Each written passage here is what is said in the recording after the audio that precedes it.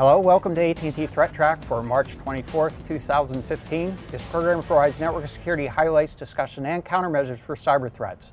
We're joined today by Dan Holden from Arbor Networks. You're the Director of Security Research, Dan, and tell us a little bit about yourself. Thanks for having me, Brian. Director of ACERT, which is our security research organization at Arbor Networks. We do all of the botnet tracking, campaign tracking for DDoS, financial fraud, geopolitical campaigns, those sorts of things, retail point of sale. So generally a campaign type of focus that kind of comes from our DDoS roots, but provide all the security content for the Arbor products and that sort of stuff. Very cool. You know, we do some of the same kinds of things here. Yeah.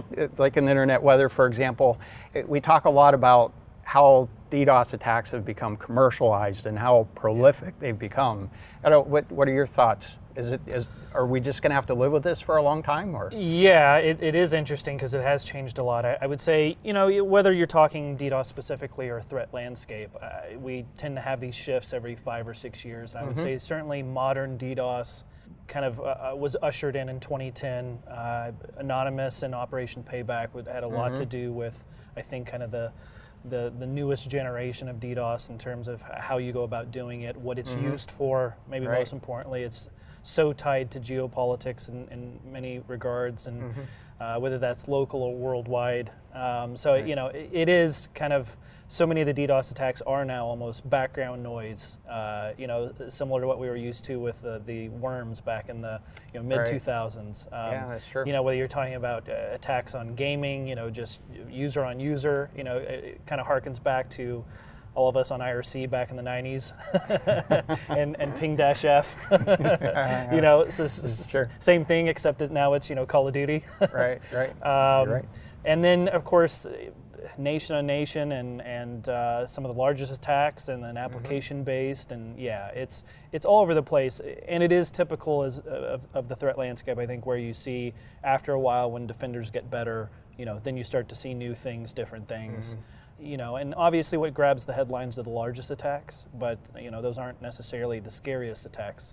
Yeah. There's a lot of other innovations that happen in DDoS, just like any other part of the threat landscape. Yeah, you're absolutely right. I couldn't agree with you more. Well, welcome. Thank you. Thank you for coming here. Looking forward to it. We're glad to have you. Looking forward to some more discussion. Yeah. We have Matt Kaiser here. Welcome, Matt. How's it going?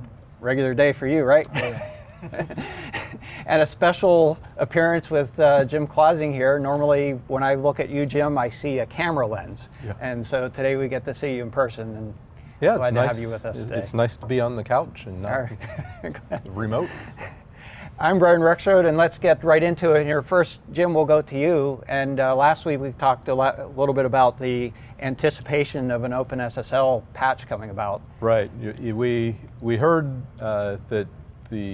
that OpenSSL was going to release a patch, and they did release the patch on Thursday. And it turned out, fortunately, not to be as significant as we thought it might. We feared it might possibly be last week. The high severity vulnerability was a denial of service in OpenSSL 1.0.2, which is not the most widely installed version at this point. It's not in any of the mainstream Linux distributions yet.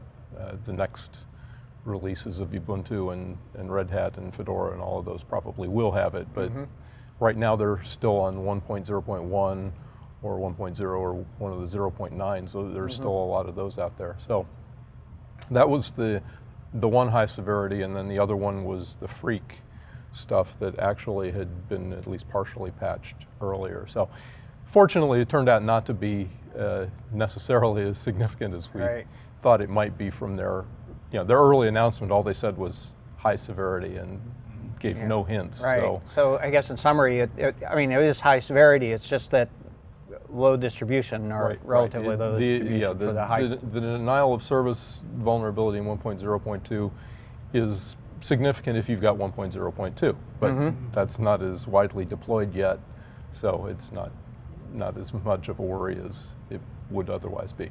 Well, that's a relief. Yep. You know, although, you know, perhaps this is actually a product of, it's nice to see that the patches or the vulnerabilities are being discovered before it goes into wide distribution rather than afterward. I think that's a significant development, and perhaps a part of it. Yeah, fortunately this one only existed in the 1.0.2 branch and didn't exist in the earlier ones. We've had some vulnerabilities in the last year where we were talking about vulnerabilities that have existed for 20 years, so fortunately this wasn't one of those. All right, so Dan, let's go to you. We spent a lot of we spent a little bit of time discussing threat intelligence and the value propositions associated with that. I want to give you a chance here to share some of your thoughts, and let's. Well, this is something that both Arbor and probably AT&T get asked about all the time, right? Yeah. Obviously, visibility into very large networks, visibility into lots of malware, lots of botnets, monitoring overall internet health, right? So we have lots of data, and of course once you have data, everybody wants their hand in the cookie jar, so to speak. And what I've noticed in the industry in general is, of course, making up for so many of the shortcomings of the technology that's been around for some time. You follow best practices and defense in depth, and everybody ends up looking alike. And now the industry seems to be pointing them in the direction of, okay, now that you've bought all that stuff from us, now we have this new thing called threat intelligence. And in most cases, that's another big blacklist. Yeah. Right. So just like all of your signatures and all the other things, now we have IPs and domains and URLs and even SSL certs, and you just can keep going, right? And so now it's okay. Well, now you need to shove all this stuff into a SIM or a big Hadoop cluster, and you need to learn to do your own big data storage and access, and the question is, for what? To what end? Right. You can say, oh yeah, we're doing threat intelligence, but has it made you any more intelligent? And that's the question. In many respects, it seems as though, yes, you're making, you've got tons of intelligence wrapped up in your data storage. You've got machines that are smarter, but the issue is, I think the real mission, what we'd like to accomplish, I think everyone, is how do I tie my internal internet to the external internet to have context as to how they're interacting and where the risk and danger is. And so right now that is, okay, shove all of our internal events in one place and then shove all the external stuff into the same place and see if we can corroborate any better than we could before. Right. The problem is the internet is very large, and whatever percentage of it is bad, and whatever percentage you're interacting with. And so if you just have tons and tons of data and none of it actually has any interaction with your network, then you wasted a bunch of time and storage on something that has nothing to do with your network or your environment. You're right. Well, I think it even goes beyond that. There's this big promise of threat intelligence sharing. Yeah. And it's not a one-way, I share with you and you share with me and we're all done. Yeah.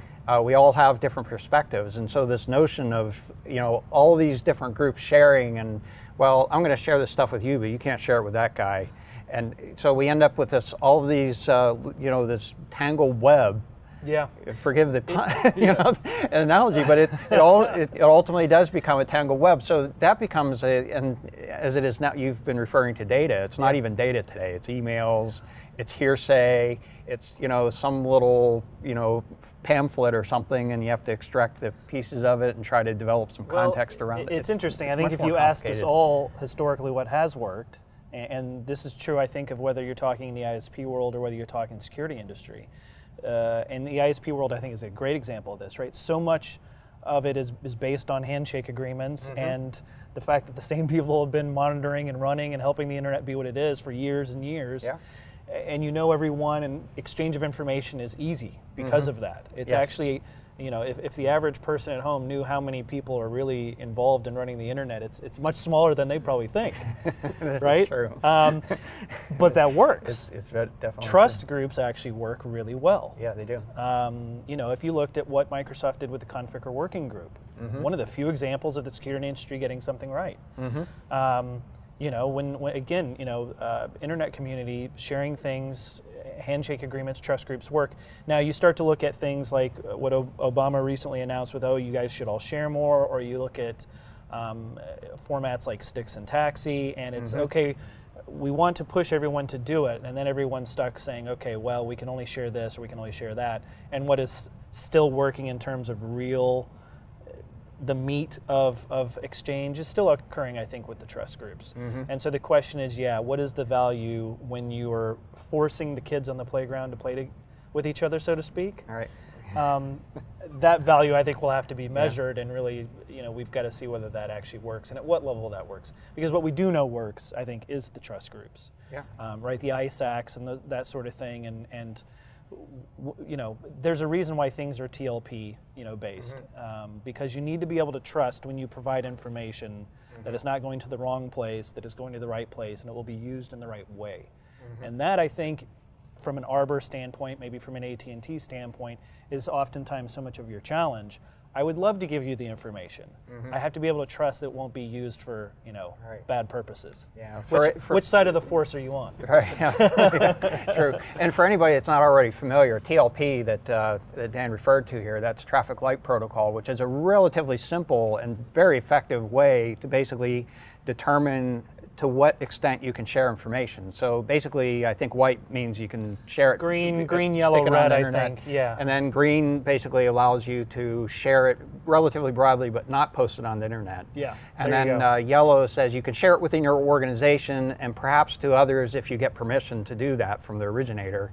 And then red meaning you can't really share it, and so hopefully you can use it if you're the direct participant in a group. And so it's I think this came out of FIRST originally. I believe so. Yeah. And it's been adopted by a number of other groups. Really, I think a well-crafted idea, although most systems don't think that way. We think back in the security controls, we tend to think in terms of mandatory access controls and discretionary access controls. Right. We don't have a traffic light protocol control built into any systems today. So I think that's part of what's happening is, I know Matt's looking at me here because I know he's been working on this for our, for our activities, and is pulling his hair out from time to time trying to figure out how we implement this in a system. It's a little more difficult in a system because you still have to track the attribution or the ownership of the information and determine to what scope you can share. From my perspective, ThreatIntel, it has its ups and its downs. I've seen great data. I've seen really, really bad data as well.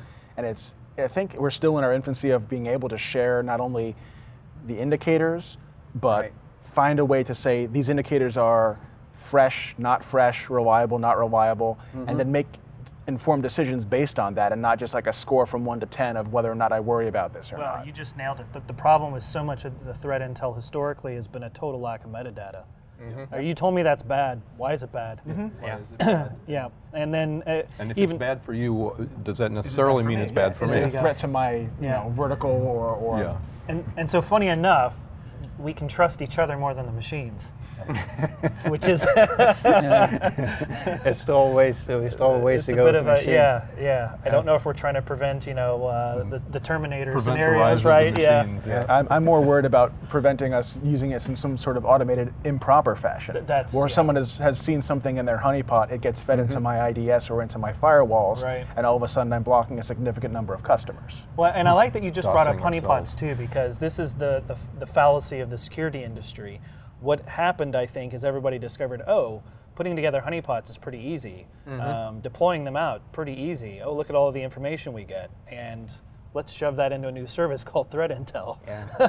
If you don't mind. It's not that hard. If you don't mind, I'm going to make a qualification here. It's been a long time motto of mine, too much information, not enough, or excuse me, too much data, not enough information. You can definitely collect data with honeypots. That's right. Information is another matter. You really have to put it into context and consider, is this a false positive? And that's another promise of ThreatIntel that I'm still kind of wavering about is, at some point, someone said, we have all this information, we should be able to throw it into a big data system and get really good information out of it. That we can say, okay, we've seen this over the last 5 years, now we know this ASN is the trouble. It's not just this IP and that IP over here and this IP, or it's this whoage registrant we need to nail down or something like that. So. And I think that becomes the fundamental issue, right? Regardless of whether you're a vendor, whether you're an enterprise or ISP or whatever, regardless of whether you're talking, storing it in a SIEM or a Hadoop cluster or whatever level of corroboration, or whether the next step is machine learning, it's still fundamentally garbage in, garbage out. And if you are building something to make decisions based on poor or questionable or mediocre data, you're still going to get mediocre decisions being made. And that I think is a question you have to be asking yourself, judging yourself, assessing yourself. I just want to pull in a bunch of data from different sources and see if things improve. The Vegas odds, I don't know, are going to be with that line of thinking. Yeah, you're probably right about that. But okay, so I think the undertone of this is that there's still a lot of maturity that's needed in the threat intelligence space. That the notion still has some promise, but it's an experiment at this stage. And I guess I'd say a buzzword at this stage. It's right? definitely a buzzword. Right. Buzzword. Yeah. And I have to say, I think we've gotten some good value from threat intelligence, but as it is today, it's a very labor-intensive activity. Yeah, I would agree. And the promise of automation around that, we wouldn't be investing in it if we didn't see some promise in it. Yeah. I know Matt spends a lot of time, trying to get his arms around some of the challenges here, but I think there's opportunity here, and it's a matter of really sort of optimizing, getting the value from it and not expecting it to be that it's not going to be a panacea. It helps. Yeah, well, and again, it's one of those situations where it is a buzzword, and of course, these industries are famous for those. And you see those every couple of years, and everybody jumps on the bandwagon. The point of the bandwagon is, sure, the fundamental ideas are good, right? Just like cloud was good, and virtualization was good, and mobile's good, right? Those terms come, and we all jump on them. But the point is, where are you wanting to end up? And is your strategy of taking a ton of data going to get you there? And so many times it's, well, everybody else is doing it, so let's go try it and see if it works for us.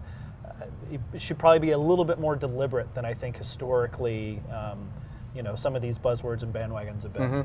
This is true. Yeah, because cloud and mobile, those are no-brainer. Virtualization, no-brainer, right? Well, and in fact, I think to your point, and this is actually one of the things that has been a bit of a concern of ours, is that there's been so much emphasis around threat intelligence sharing that it seems to have overtaken the notion of actually improving inherent security solutions and actually architecting so that we have better security. Thank you for vocalizing exactly what I've been trying to say. You just nailed it. That's absolutely true. Absolutely. So I'm glad we agree. Yeah. Although it's no good for the debate portion of this. No, but I mean that's a perfect wrap up of exactly what I was trying to get to. Yeah, it's a hey, I love fashion, but make sure that it's more than a trend, and you're going to get something out of it. Yeah, they're absolutely complementary. I think one of our clear observations is the more and more there have been, I'm not going to say less, but fewer of the real concerns are really kind of buried down at the network level. That more and more what we're seeing are attacks against the applications themselves. And the policy is intended to allow access to the applications. And so, the analogy I tend to think of or I tend to use is just password guessing. Is that, when we consider how an application is intended to be used, just an authentication interface, we expect a username to be put in, a password to be put in, and if they did it right, they get access to the application. If they don't do it right, they get basically rejected. And if they're trying to guess, they get kicked out after a few guesses. But now the trend is, okay, well, instead of doing it just guessing usernames and passwords, how about we just go across all the usernames and guess a handful of passwords? It's a new paradigm that we hadn't thought of previously. Or interact with the application that doesn't require authentication. Right, and so interact in it in a way that you hadn't anticipated the application to be used for. You're a site that hosts large PDFs for loan documents or insurance or whatever. Well, they're multi-meg. What happens if I download a bunch of them? And there's no authentication stopping me from doing that. What if I download a bunch of them from a lot of different zombies on the internet? Right, What happens to your application then? Yeah, exactly. And that had nothing to do with all the other aspects of your website, like the pipe that's coming in or your edge devices protecting and connecting it. And I think that's kind of the scenario, again, going back to the way we thought about things in the 90s, right? You'd walk through your DMZ and you'd say, oh, that's the web server over there, and it had a little www sticker on it, right? And so you'd point to it and say, oh, that's the web server. And now it's okay. It's the pipe coming in from your ISP or likely multiple ISPs, all your edge devices, the server or servers or cloud environment that it's hosted in, and then the application and maybe even back-end systems, right? So from an attacker standpoint, I've got like 8 different things to go after. It's not just the box in the corner that used to be. Right. And so you've got to be thinking that the attack surface is larger than you probably historically would have felt it. Yeah. And just going back to DDoS, for instance, right? Most people look at that as a pure networking problem. And I'll tell you from my personal standpoint, and I think many others out there, the networking aspect of DDoS is not what really scares us. It's the application level aspect. Yeah. That is one of the things it shows you is that the attacker really cares. And DDoS is generally made up of attackers that don't care that much. But when you're going after the application, it really shows some dedication that they want you and they have to know something about that application right. in order to do it. And so that tells you something about the attacker versus, oh, somebody launched a SYN flood, right? Because the barrier to entry for a SYN flood is quite low. Barrier to entry to attack my application, a lot higher. Yeah. Yeah, I think, so just to sort of close out on this threat intel aspect of it, I think at least where I've seen very good value is first, I think what you were just alluding to is that contextual aspect. Yep. That is to have some notion of, to some extent, at least some loose attribution to be able to say, is this a targeted activity that I really need to be paying attention to, or is it sort of just the I don't care too much kind of activity that's taking I think place? you've got to ask yourself, who is going to be my audience, right? And you really have two different audiences here. You want to be able to enable your incident responders as well as much as you can. How can I not just make everybody smarter? What's the reason to make people smarter? And I think it's to make people more efficient, right? I only have so much staff with so much skill set, with this much turnover, right? And I have these many things coming in. And again, the barrier to entry for the attacker, right, is, I mean, there's way more attackers than I have incident responders. So how do I make them as good as possible, right? That would be the point of threat intelligence. Yep. And then at the management layer, how do I not get my CISO, fired, which happens all the time, right? Or how am I, as the CISO, not going to get fired? And I think that's why you see, look at how many companies that are now putting in place CROs, Chief Risk Officers. So you've got to be able to assess risk at both. Spread it out. Yeah. Not only spread it out, but I think you've got to be able to understand the risk at the lowest level and at the highest level, right? The fact that we partnered with or are sponsoring a sporting event, did that put us in any risk, right? Because your incident responders are not thinking about that, but they might be responding to the malware or the DDoS event that triggered because of something maybe an executive said or something you sponsored or some partnership you did or some decision as a company you made. Right. And those worlds right now, probably not all that connected. And threat intelligence, whether that's human or machine, that it should be, I think, affecting those areas of risk assessment. That's a good point. I think generally the legal teams have focused on considering risk from a legal point of view. That's a great point, yeah. But we haven't really deliberately put somebody in the position to say, looking at it from an illegal point of view. That is, to what extent? Or just who's your, as I like to say, who's your one neck to choke in terms of company risk, right? And I think that's why this CRO role is becoming more popular, because who is connecting the dots? And at the end of the day, right, only the CEO is the person connecting those dots, because all those things end up eventually rolling to you. Whereas, yeah, you're right. You've got legal, you've got, InfoSec, IT, you've got employee, HR. There's a lot of risk that has to be assessed and managed every single day in a company. And that might be why that role has kind of come around and become more popular, is because people have realized in the modern day, managing that risk is actually one of the primary functions of a company of any magnitude or size at this point. All right, very interesting. Yeah. We talked a little bit about security architecture, and we just finished discussing risk. So, what is the risk of a bad security architecture? It depends on who's trying to get at you at this point. But so yeah, this is our scary story of the week, and I think we've had a few really interesting, deep, technical, like crazy hacker stories the last few weeks, and it just keeps on rolling. So this one came out of CanSec West this past weekend. Corey Kallenberg and Zeno Kova of Legbacore, which, small side note, I think is just the best name for a small security firm. I go into it, but we don't have the time. It is interesting where some of these names come from. Oh yeah. Just check out do the research. It's pretty cool. And if you're a William Gibson fan, you might get a chuckle out of it too. Okay. But they presented on this malware they've written. It's really the attack is the cool thing, but they package it as this malware called LightEater. And what they found is that they were able to reach into functionality offered by Intel processors, this system management mode, which is supposed to only really be used by BIOS and firmware up. And what it turns out you can do is using certain parts of memory that the SMM actually reaches out back into regular space for, a particular pointer tables. If you can control those, and this SMM should not be really reaching out into these areas, if you can control those pointers, you can force code to be run in SMM, which means you're running on what's basically God mode on the machine, way below the OS, space that should never ever be tampered with. And turns out that they can actually not only read and write memory anywhere within the OS, and then since you're not worrying about like OS memory protections, like you get everything.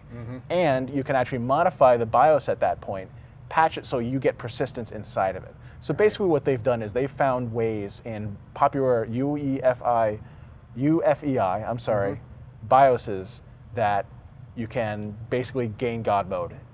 Two of the things that they found out, the big points they wanted to make out of this research is that, one, nobody ever updates their BIOS firmware. I mean, it's not very often. Maybe if you're doing it as a corporation, maybe you've got a plan for this. Most home users have never done it and probably never will. And two, a lot of code gets reused between different BIOS vendors, and it is a little bit scary. They have a list of the different vendors that were affected in their presentation, and they've all got the same vulnerabilities. Might as well be all of them. It may as well be all of them. Yeah. What I like that they pointed out was, say you are the ultra paranoid that is re-imaging your machine every month or however often you do that. Let's say you travel somewhere in the world and you feel, I should probably start over again. This is, as we were talking about earlier, this is the difference between temporarily owning someone and permanently owning someone. And the perma-ownage of this vuln, I think, is what the fascinating aspect of it is, especially from a cyber espionage type of standpoint. I mean, that's almost a James Bond-esque vulnerability. Oh yeah, I mean, the whole point of this mode is that the OS has no visibility into it. There's no way you can you're never supposed to be able to make changes coming down from the OS into this mode. And it's a perfect protection if you're now able to hide within it. Which is great, because how many arguments have we had throughout our years and careers, right? Debating which web browser is the best or which OS is the best, and none of us has ever debated which BIOS. No one has ever thought of that. Right. Yeah, and, sure. Yeah, Well, and the OS debate is irrelevant here. That's right. Yeah. It doesn't matter if you're running Linux or Windows or Mac OS.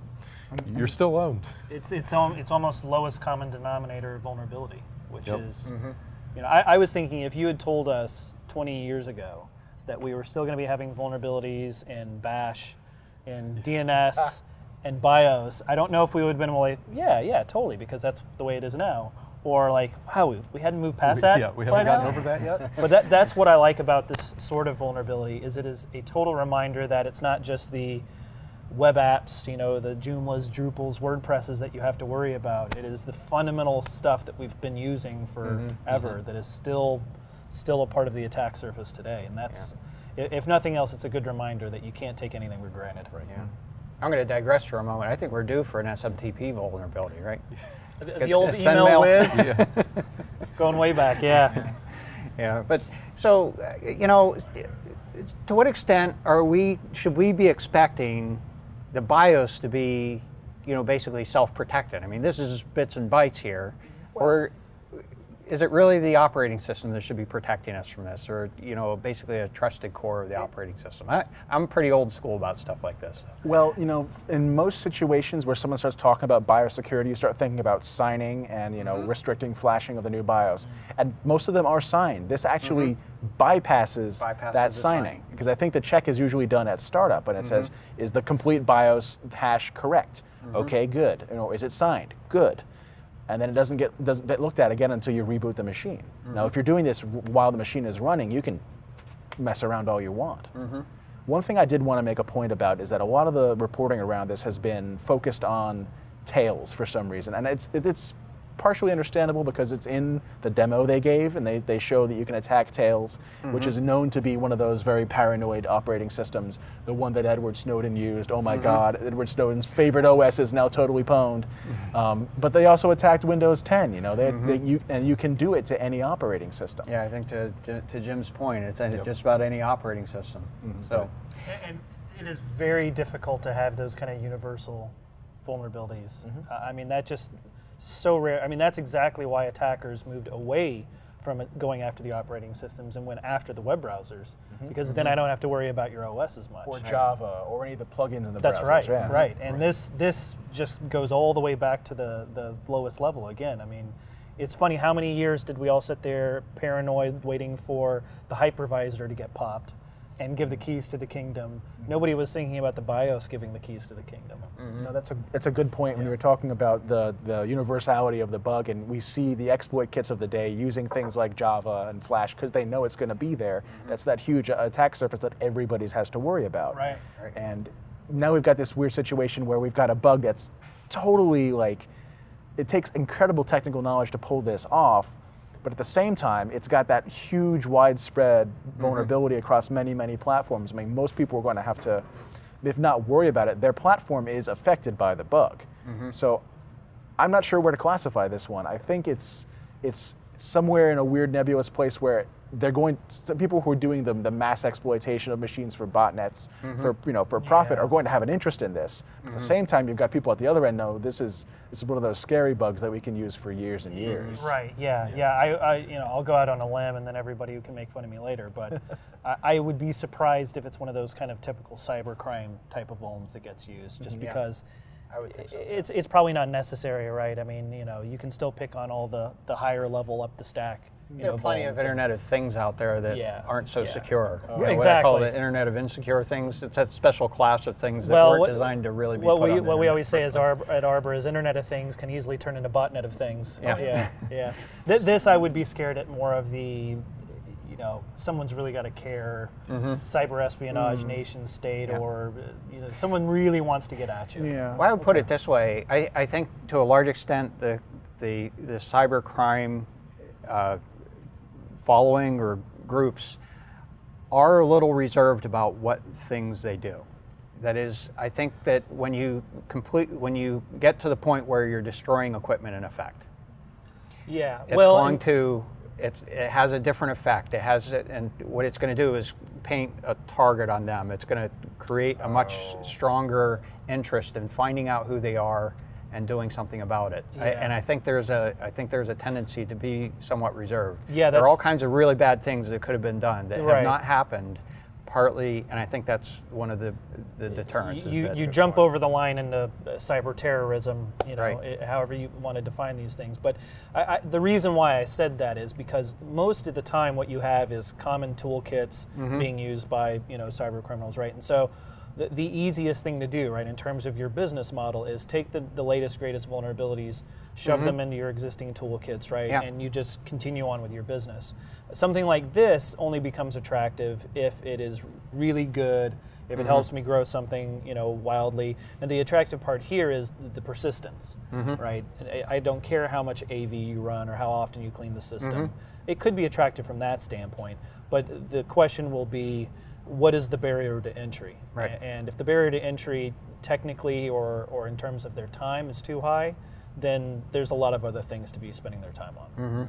Yeah, good point. But you're right. That is the difference between all of the various cyber whatevers is, most of the time you're not seeing something destroy a machine, like what we saw with the Stuxnets or what we saw in South Korea or whatever the case might be.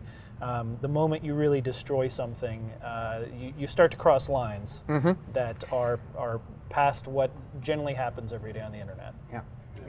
Just a couple of sort of somewhat related examples. If you take a look at Configure, it drew, I think, more attention than it was ever intended to. And as soon as it drew attention, the creators kind of evaporated. That botnet really never got used for much of anything, and I think it was because it was so wildly successful.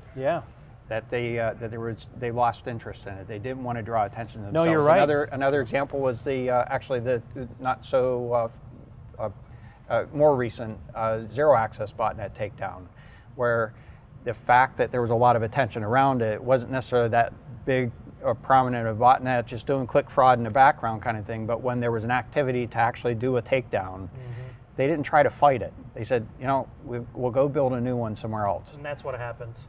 Yeah. Yeah. And so those kinds of behaviors are basically suggestive that, you know, if you draw too much attention, it's really counterproductive. It is interesting that you mentioned the Configure one. I hadn't thought about that because that was 0-day, which is very rarely used in a cyber criminal type of fashion. A resurgence of 0-day in a sense. That was the same vulnerability, the blaster worm. Well, it's just, I mean, reintroduced, right, Jim? Yeah. Oh, yeah. Yeah, you have to ask yourself, okay, well, if they went to the trouble to use 0-day or you know, something that was fairly new, what is the intent or the purpose of the botnet and the attackers, as opposed to typical cyber criminal activity where it's let's wait until it comes out in Metasploit, copy and paste, and make the money, right? Which is a whole lot easier, and scales quite nicely. So that kind of takes us to our next topic here, and I think it kind of meshes in with some of the other things we've talked about. Is, you know, when is attribution helpful? When does it matter? What are your thoughts? I am not a fan of attribution, and this happens all the time. Now, just to clarify, so there's attribution to the attackers. There's also attribution in the context of threat intelligence sharing, that is who provided the information. I assume you're talking about attacker. Yeah, most right? of the time you're talking about attacker. Now, from a personal interest standpoint, and the fact that I love spy movies, I mean, I love attribution. So I love reading about attribution. I love discussing attribution. You know, that part of it's great. And I would also say that, again, you know, going back to Vegas odds, I think most of the time your gut feeling on the attribution is probably right. But I think, of course, what most people always point out is that it's so difficult to prove attribution. It is very true. And what you really have to ask yourself, and this happens all the time in the DDoS world, right? Executives always want to know who was attacking us, right? What did we do, or what, you know? And it just, especially in the case of DDoS, you should be asking yourself that in terms of risk. Did we do anything? And you can learn lessons from that. Right. Right. Did we tick off anonymous? You know, that sort of scenario. And we see it all the time, in both locally, globally. But what is that going to change? Right. You still have to defend against the attack. Now, if it's going to change the way you do business, or the way you assess risk, or the way you interact, you know, great. Then that's fine. But if you're just wanting to know because you just want to know, I mean, then again, it's personal and it's fun. But I mean, the reason why I say all this is because the amount of time, essentially the money that it takes to do proper attribution, or any attribution, is intense. It is. And so, is it great when vendors do it for you? Sure. And now, if I'm a CISO of an enterprise, do I think I need to be wasting my time on attribution? Not really. Because I have to scale to a zillion attackers, right? I have to scale to nation state and cyber criminals and internal and whatever. And if I'm wasting my time on one attribution over here, I'm not spending all the time trying to scale, you know, to a real-time attacker base that is global and massive. So that's why I say I don't particularly like it, right? So I like it and dislike it, and it all depends on context. Do I think enterprises should be doing attribution? Probably not, because I think it's probably a waste of resources. So unless you just have lots of budget, so to spend on such things. Yeah, I think you're exactly right. Just to take it a couple little different directions here. So in one sense, it's not necessarily knowing who specifically attacked you that is perhaps valuable, but understanding what the motivation was. It could be why, right? Yeah, right. I mean, why? So if you look at you know, sporting events all over the world, right? The Olympics or World Cup or the F1 race in Bahrain. Right. If anyone disagrees with anything, you know, that's occurring anywhere in the world, you can probably see some sort of reflection on the internet, right? Especially it has to do with politics and that sort of scenario, right? And so, yeah, it's probably not going to be a big, you know, surprise when there's a DDoS attack or someone's, you know, dumping docs on all of our employees because, right? And so, again, understanding the risk, that's what's important. Very sure. If it has to do with decision making and understanding why, then you know next time you go say something in the press or you go participate in something or say something, whatever, it could influence that. But knowing that someone on the other side of the world and what their name and address is, what are you going to do? Call Interpol? Right. Well, that's what I was going to say. Attribution has value if you're willing to prosecute or take some other external action to shut them down. Or if you use that to learn their techniques and what they're, how they're going about. What their technical capabilities are, how in depth are they, how sophisticated. And that is where people would tell you that's exactly what it's great for, and it is. Right. It is. Right. The point would be, what's the ROI to get there? Yeah. So as individuals or corporate America, it probably doesn't pay off a whole lot unless there's something really staring at you. And it could be situational. You're absolutely correct, though. If you could give me attribution that gave me the TTPs of what I'm up against, now that's a win. Right. Now, I want to know their tools. I want to know their techniques. I want to know what I'm up against. Right. I don't necessarily have to know who I'm up against, though, to know what I'm up against. Exactly. It just so happens that it many times will go reverse. If you know who, you know what. If you know who, you can figure out what. Where. But it's again, I think it's a question of ROI. Yeah. I like it when the vendors do it for you. Which is also difficult, but if you can get your vendor to do it for you. But the problem, of course, is a vendor, you go public and you say, oh, well, we think this, and then everybody blasts you. You don't know that for sure. Where did you get that info? Gee, when did that happen recently? Right. I mean, it happens every single time. So, like, it's a catch-22 situation, and funny enough, that's why maybe the trust groups are still what works.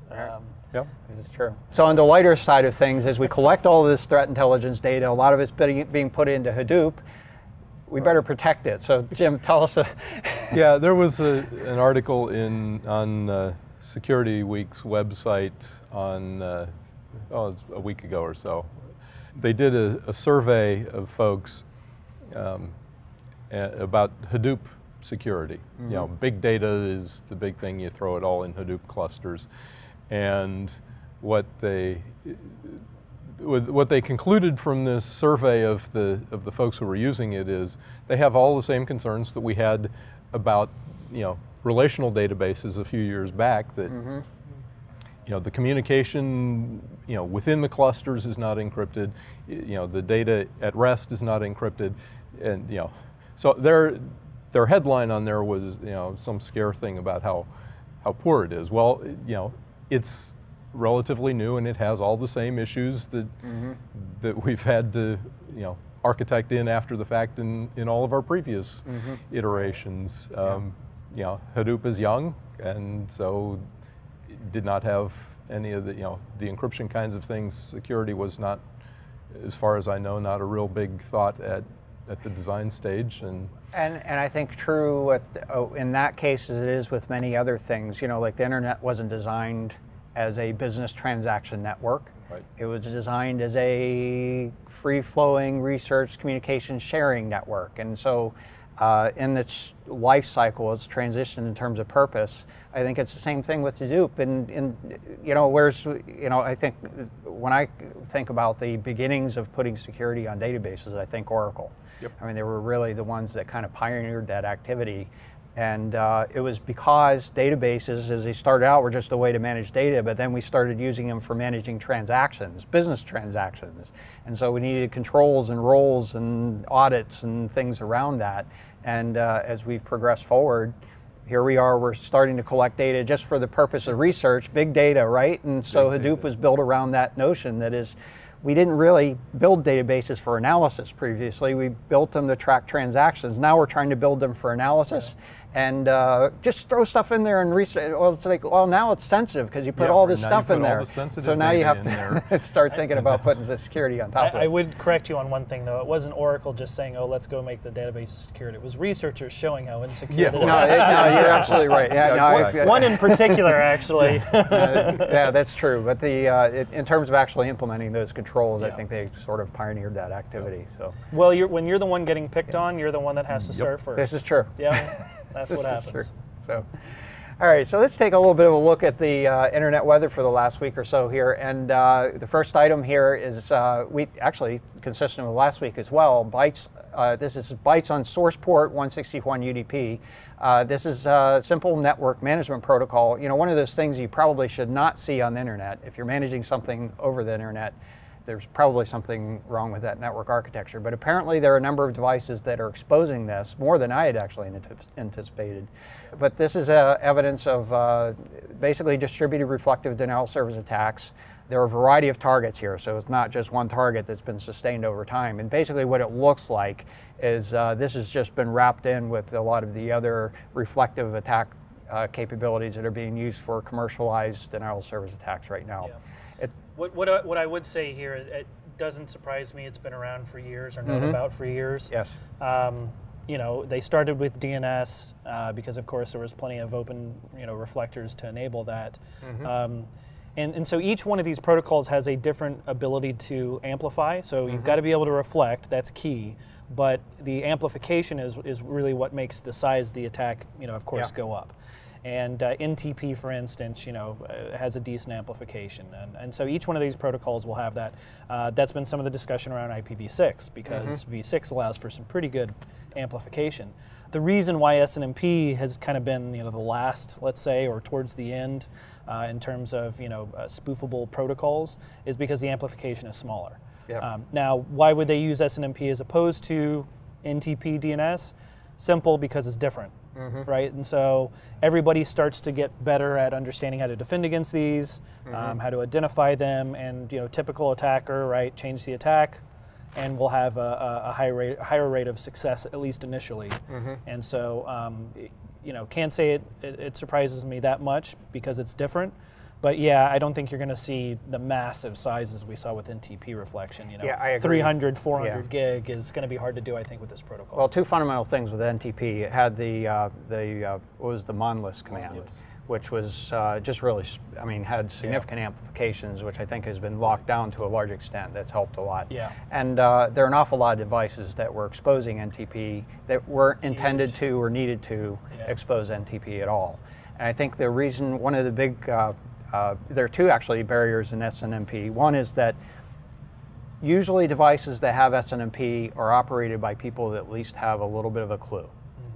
At least I'd like to think so. And so it tends to get disabled or blocked from the internet side more so. And then the second piece is the community string portion of this.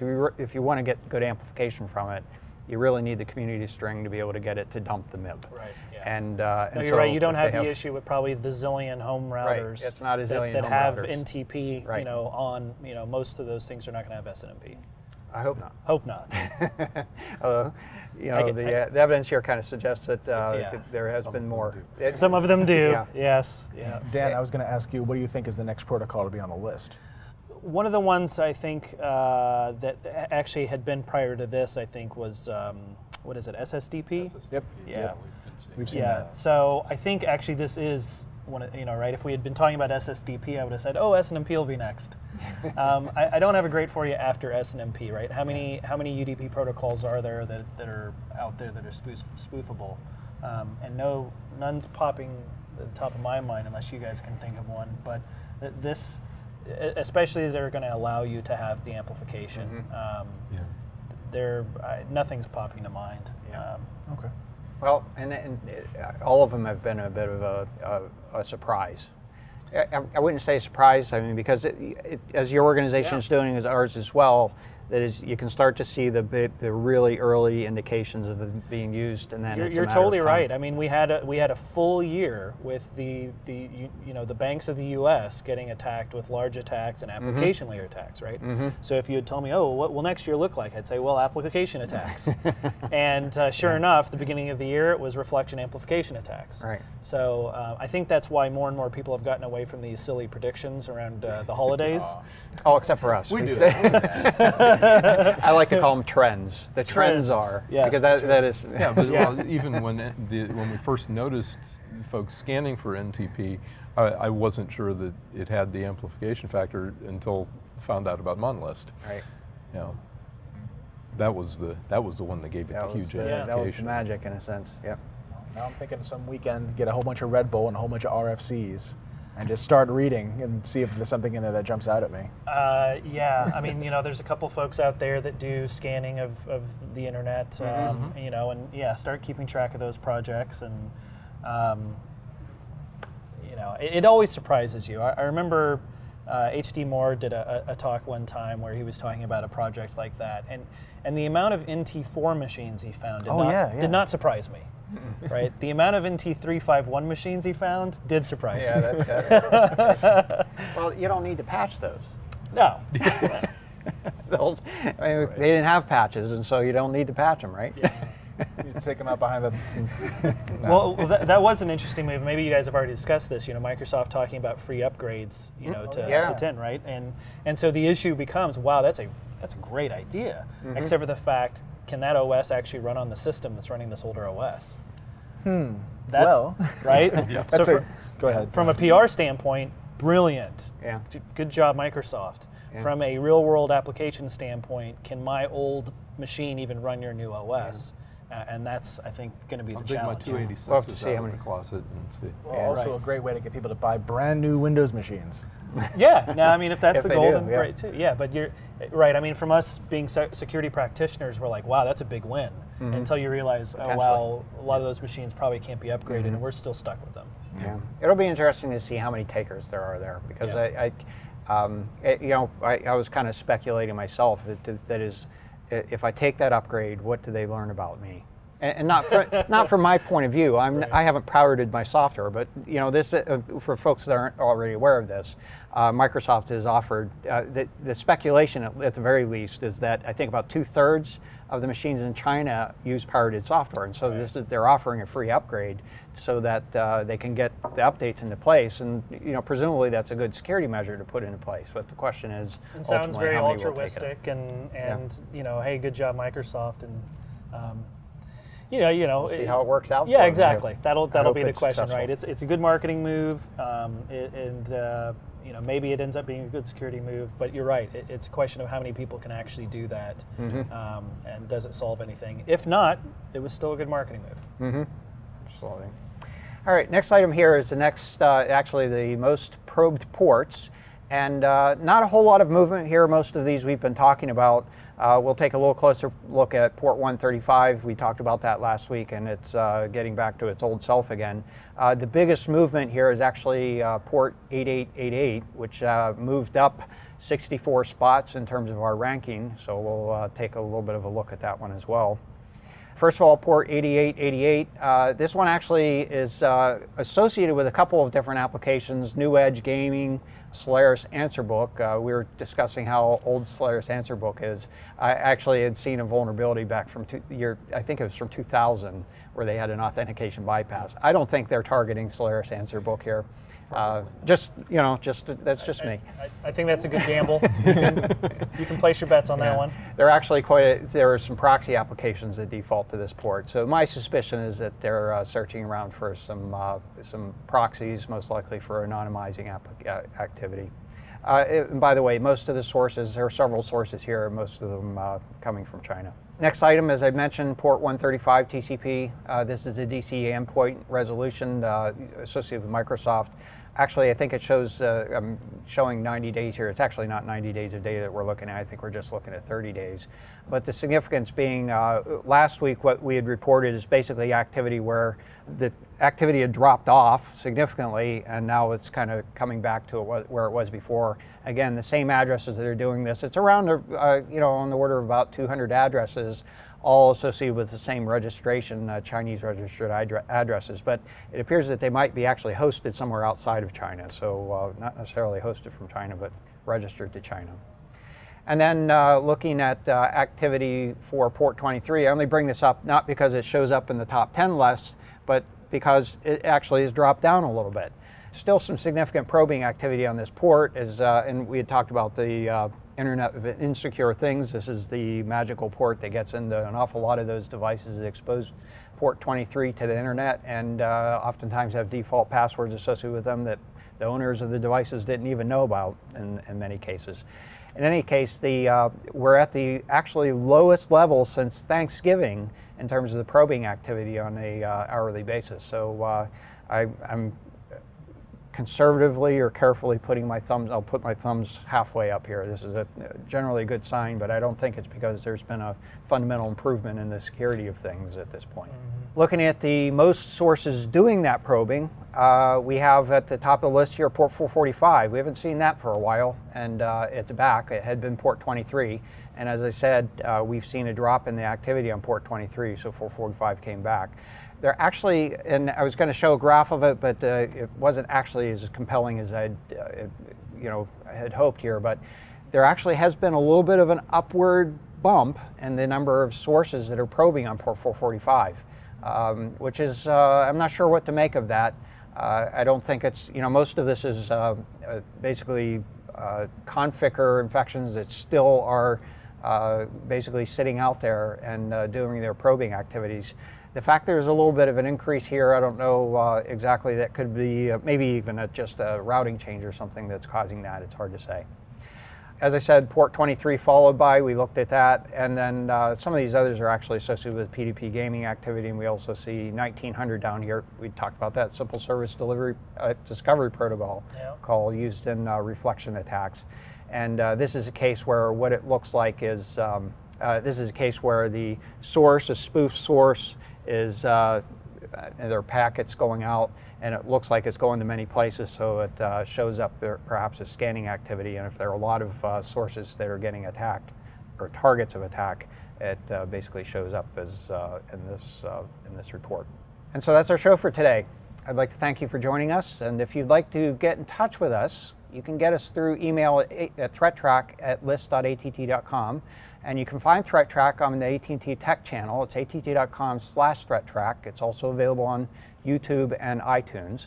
And you can follow us on Twitter with a handle @ATT Security. And Dan, do you have a Twitter handle? I do, @Desmond Holden. All right, good. So if you'd like to get in touch with Dan, I'm sure he'd like to hear from you as well. I'd like to thank you, Dan. Yeah, had a good time. Appreciate it. Very much a pleasure to have you here today. Matt and Jim and Brian Rexroad. We'll be back next week with a new episode, and until then, keep your network safe.